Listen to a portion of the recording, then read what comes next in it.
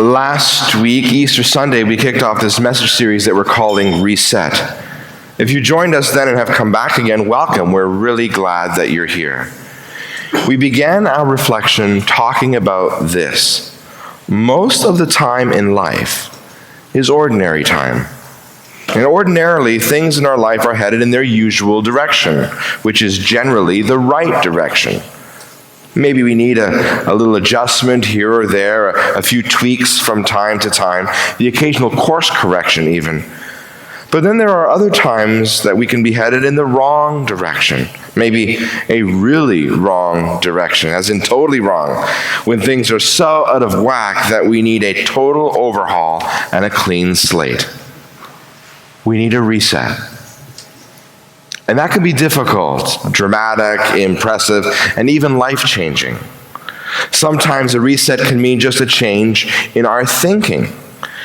We're thinking one way about a problem or a person or a problem person, and then something happens.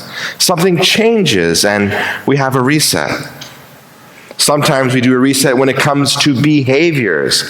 For example, you're carrying a lot of debt and you stop spending to get out of debt. Sometimes it's a reversal in fortunes. In fact, a lot of movies and stories are reversals of fortunes, everything from Cinderella to Rocky. Sometimes it's a reset in lifestyle. Resets are always interesting, but often they can be a surprise. And that's what Jesus did. Wherever Jesus went, he made waves, he made noise, he made news, he attracted huge crowds. People wanted to be around him and listen to him. People who were nothing like him liked him. And Peter tells us why. He went about doing good and healed all who were oppressed by the devil. He brought good out of evil. He won freedom for those who were enslaved. He gave sight to the blind. In other words, he effected change and new life and resets everywhere he went. He turns things around.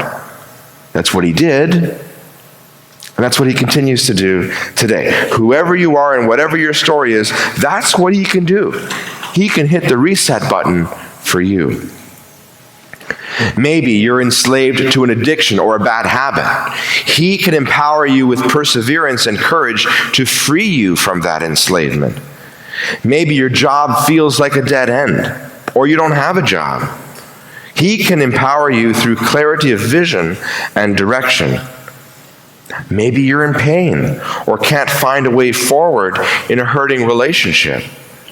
He can empower you through bringing healing to your hurting heart. He can hit the reset on all that stuff. That's what he did, and that's what he does. That's Easter. Easter celebrates belief in Jesus Christ's resurrection from the dead. Christians believe that 3 days after Jesus was brutally killed, he rose from the dead. 3 days later, God hit the reset. Death became life. Failure became triumph. Defeat became victory. The main point of Christianity is not about religious practices or rules or traditions. The main point of our religion is not about religion. It's about an event. It's about the reset Jesus did when he rose from the dead. Jesus rose from the dead and promises that we can too. Jesus hit the reset on death. That's what he did, and that's what he still does. Last Sunday was great. So many guests walked through our doors. Things went smoothly. Our team did an outstanding job. And I'll admit, I was feeling pretty good about myself. But life has a way of humbling you. Just a few hours after our celebration here, I headed home to visit my family. Now, when I was growing up, we lived in the city. I'm a city boy. But a few years ago, my parents bought some land and built a house on it, and now they have a farm. So after our Easter celebrations, I went home to visit my mom and my dad, and my brother and his girlfriend were there too, and we had Easter dinner together. The next day, stuff has to happen on the farm, and I went to check it all out. And my parents introduced me to some of the animals: the sheep, the goats, chickens, and bunnies. This little guy. It was great to see bunnies at Easter. Problem is, I'm allergic. And it triggered some serious asthma in me. Anyway, for the next few hours after cuddling this little guy, I was wheezing up a storm and not feeling so great. It's pretty incredible, you know? I was on a high from all of those beautiful celebrations, and then moments later, here I am on the floor wheezing and trying to catch my breath. Not fun. But all of this got me thinking. While most of us are fortunate enough to largely live without any kind of physical pain, emotionally, we might have a different experience. Maybe there are some issues you know you really should tackle at work, but you don't even bring it up because it sets your boss off. Or you know there are some problems at home to address with your spouse, but there's this emotional wall and you can't get anywhere near it. Or you have a friend, and he's great to be with most of the time, but when you say the wrong thing, watch out. Sometimes we see that in other people, and sometimes we see that in us. There are these moments when you just become insanely enraged and crazy angry. Certain topics just set you off. Someone asks a simple question and you fly off the handle. Suddenly you're shouting at your kids, you're screaming at your husband, you've got road rage on Lansdowne. Look, we've all been there. But why is that? Or how about the opposite response, which we sometimes do too? Somebody says or does something to us, or we find out some bad news, or things don't go our way, and we turn in on ourselves. We curl up in the fetal position. We feel sorry for ourselves. We run home and eat a whole box of chocolates or drink ourselves into sedation. Not saying that's me, by the way. But why is that? Well, I think it's like that little episode that I had this week. Feeling fine one minute, and then struggling to breathe the next. In my case, because of asthma. It's not a new thing, so it's not actively or chronically painful. In fact, for the most part, I don't even experience the symptoms. I don't even carry my puffer with me.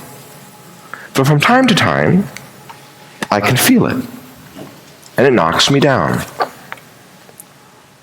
Today's scripture, like all of the scripture that we're looking at in this series, is taken from the Acts of the Apostles, which was written by Luke of Gospel of Luke fame. By the way, if you're trying to get into scripture, the book of Acts is actually a great place to start because it's a great story. It tells the story of what happened after Easter, the story of the beginning of the church.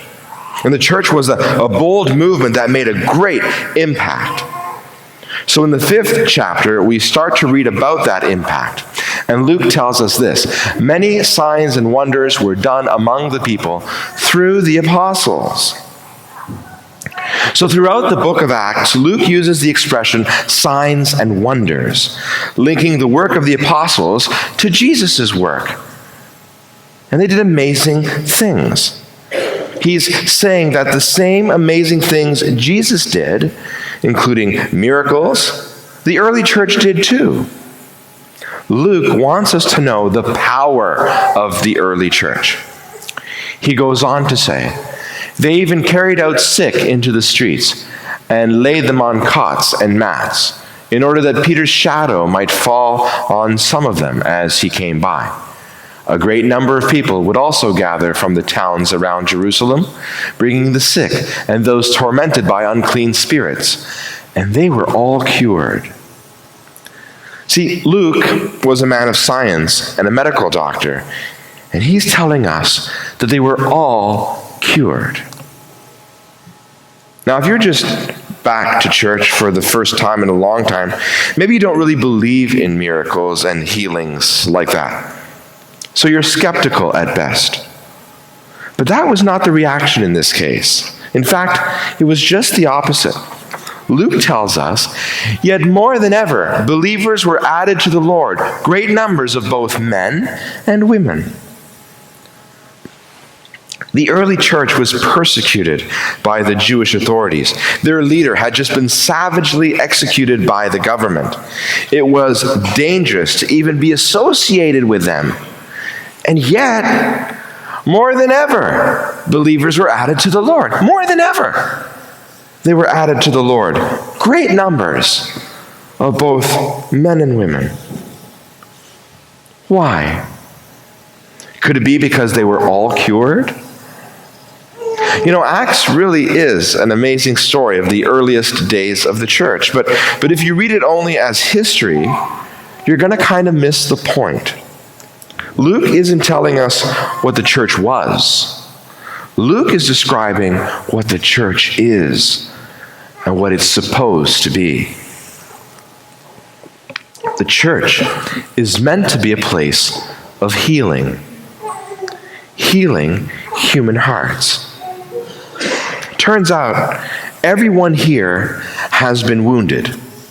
Besides the way you've hurt yourself through bad choices and dumb decisions, you've been hurt by others too, who of course are themselves hurting. After all, hurt people hurt people. In a world full of people who have been hurt, the hurt is just perpetuated.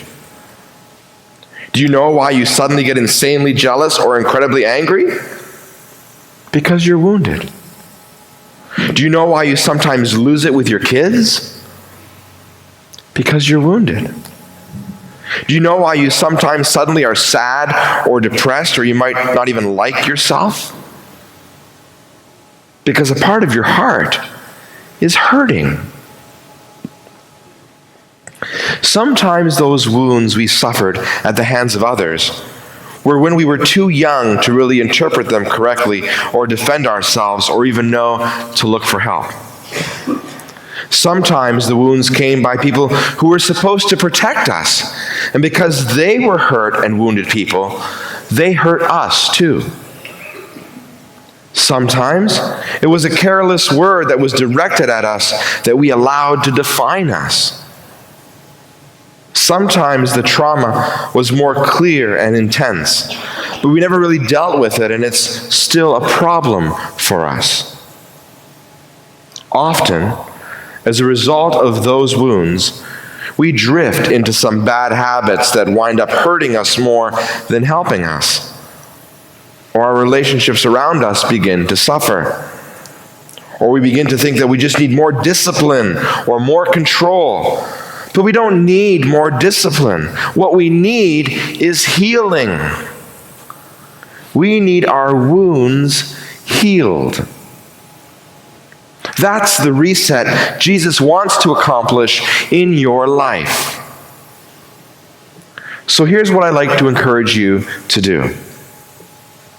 The next time you see your emotions spike over a really small or stupid thing, the next time you get incredibly angry or extremely jealous and you don't know why, the next time you feel like you want to run and hide and self-medicate, the next time you want to push your emotions down and try to pretend like these are not your real feelings, avoid the temptation to ignore it or to just move on. Ignore the temptation to push it down and pretend like that ugly thing in your heart is not there. And instead, pray, stop. Lord, I invite you to heal my heart. Lord, I invite you to heal my heart. Say it with me.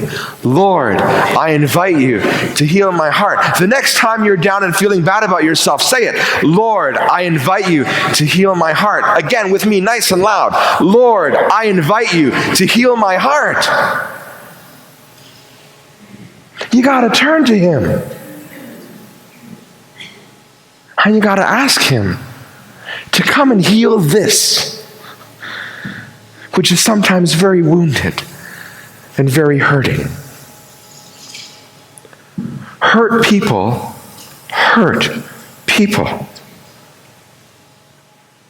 But healed people heal people. Jesus didn't just heal hurt people. He turned them into healers. That's what he did, and that's what he's still doing today. That's the reset he wants to make in your life.